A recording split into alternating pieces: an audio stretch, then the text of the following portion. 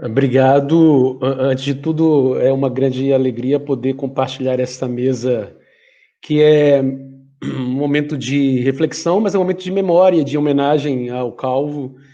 Então, agradeço aos colegas que partilham esse momento, Alfredo, Joana, Alicia, Luiz, Marcílio, a possibilidade de nós estarmos juntos, aos colegas que estão nos vendo também, né? O André, Nelson, Ângela, Henriette, o meu xará Douglas Price.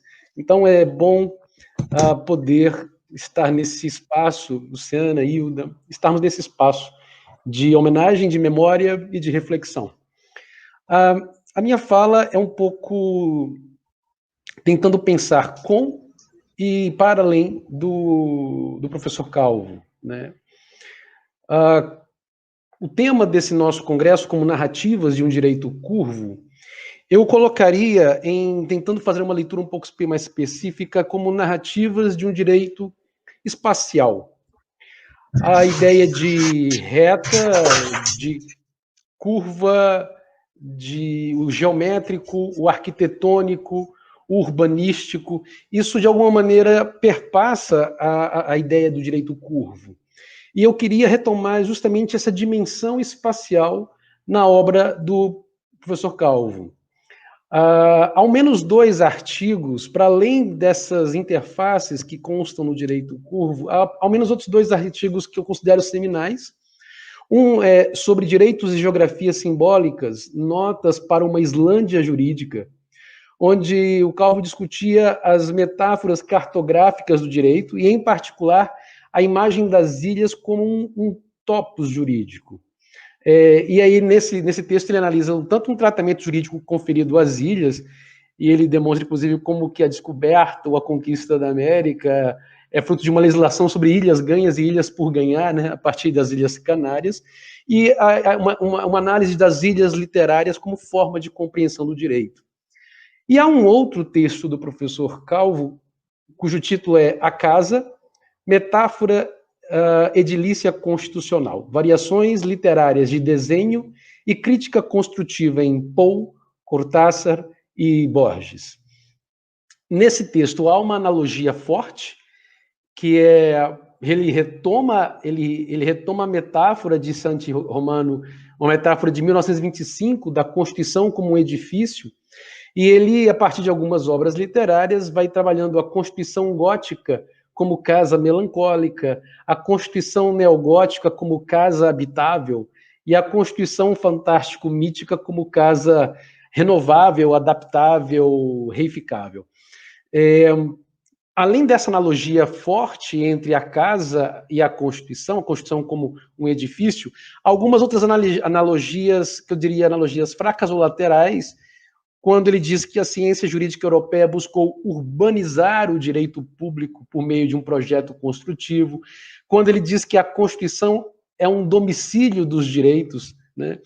E aí, para além disso, eu diria que a Constituição como uma república, quando nós dizemos Constituição como uma república, que a gente poderia pensar tanto a república no sentido da ciência política, ou seja, uma forma de governo com escolha de governantes mediante voto, alternância de poder, formas de contenção de autoritarismo, o que é sempre importante lembrar, porque parece que em alguns momentos há uma certa vigília da democracia e desse controle.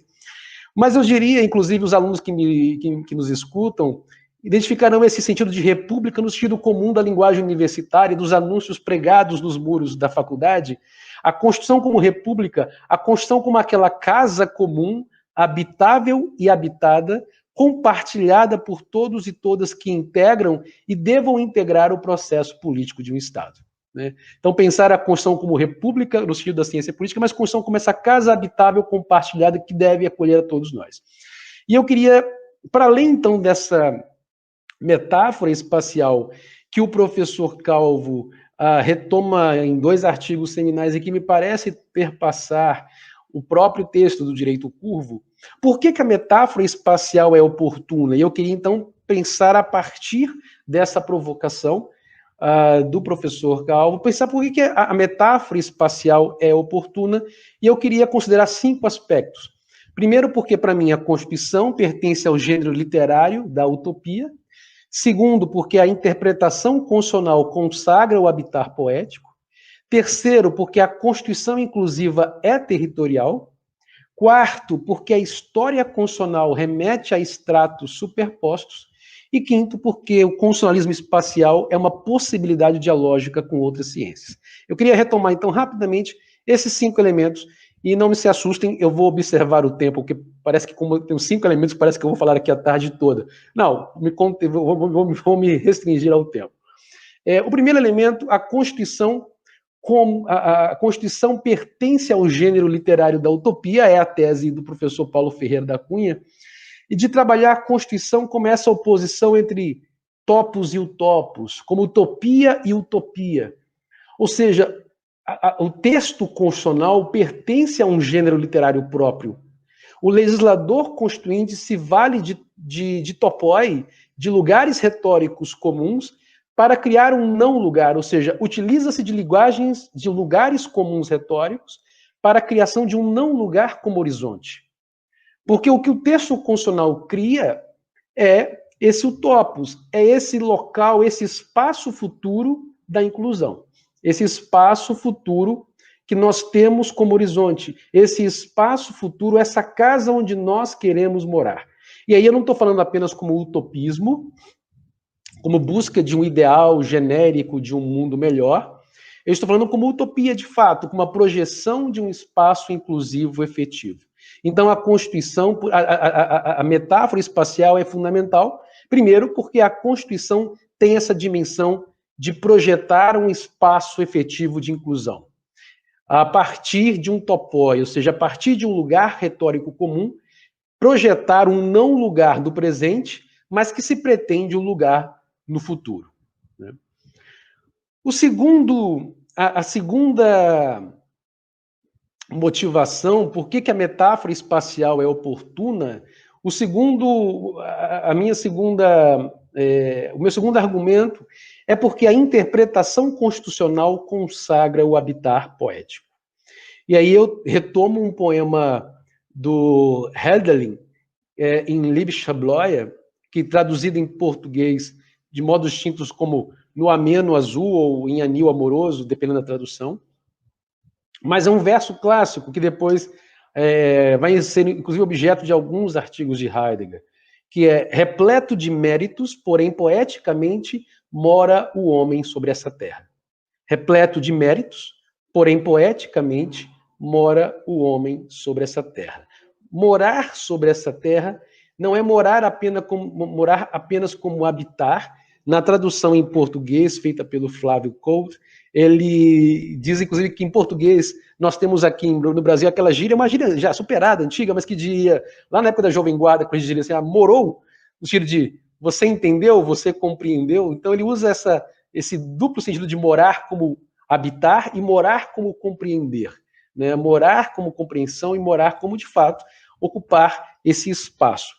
E o que seria, retomando então esse poema de Hölderlin, esse repleto de méritos, porém poeticamente mora o homem sobre essa terra? É uma diferenciação entre o viver meritório e o viver poético.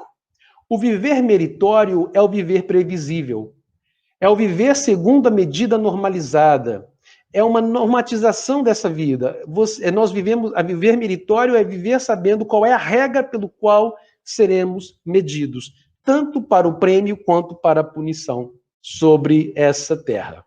E o viver poético seria possível todas as vezes em que há uma ruptura, em que o caos abre a possibilidade de nós nos abrirmos para o experimentável, não experimentado. O viver poético é o excesso semiótico. O viver poético é a abertura da linguagem às possibilidades hermenêuticas. E isso, para mim, diz muito da interpretação constitucional, que é a capacidade que o texto tem. E eu não estou nem falando de ativismo, mas é a capacidade que o texto tem de responder a situações de caos, responder a situações imprevistas, e ainda assim ele ter a capacidade de abertura ao experimentável não experimentado. O texto constitucional, E a interpretação constitucional não é apenas viver meritório, não é uma régua correta, certa, delimitada, matemática, é o viver poético com a possibilidade de abertura hermenêutica às possibilidades de futuro. Então, para mim, seria a segunda explicação por que a metáfora espacial é oportuna. A terceira é que a Constituição inclusiva é territorial. Por que eu coloco que a Constituição inclusiva é territorial? Porque, normalmente, inclusive, a nostalgia, ela é de matiz conservador, ou seja, nostalgia como o anseio de voltar a casa. O anseio de voltar a casa. A cultura nostálgica contemporânea como uma resposta à crise do futuro. Mas eu diria que, para além desse matiz conservador, a Constituição, o caráter territorial da Constituição inclusiva passa, por exemplo, pelos estudos diaspóricos, em especial os estudos que lidam com a questão do Atlântico Negro, porque são estudos espaciais, de uma espacialidade perdida para uma outra espacialidade construída em diáspora, que Lélia Gonzalez chamaria de Améfrica, não América, não África, mas Améfrica, esse espaço territorial da diáspora.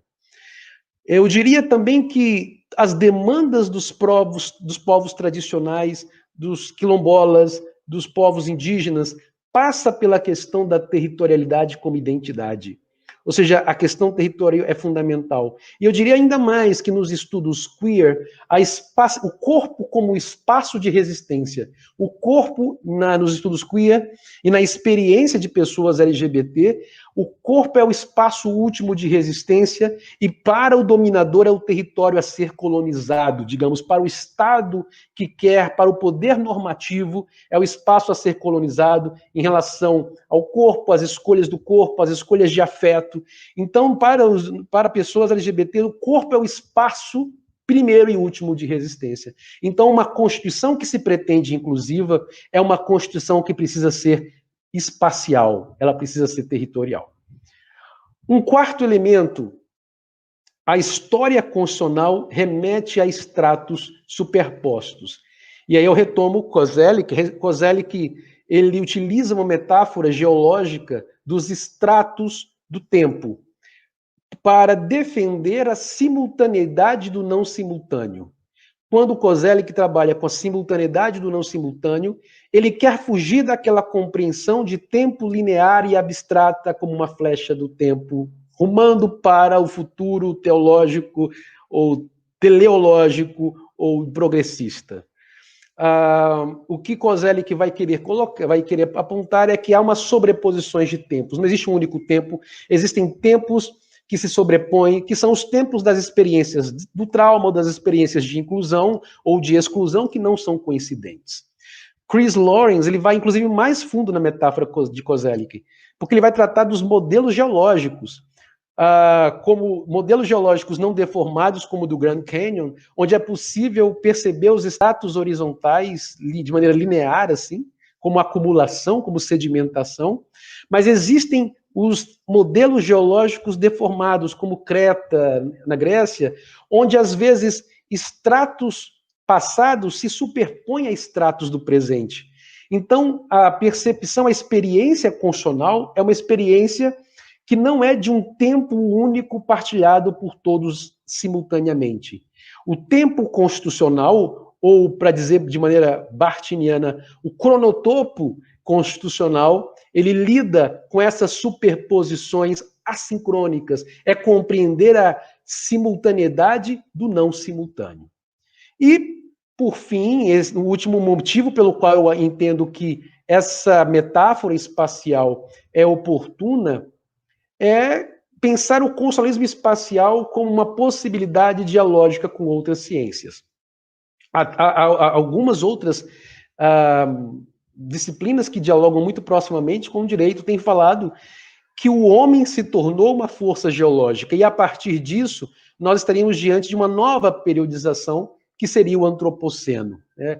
Porque parte do homem como uma força geológica própria.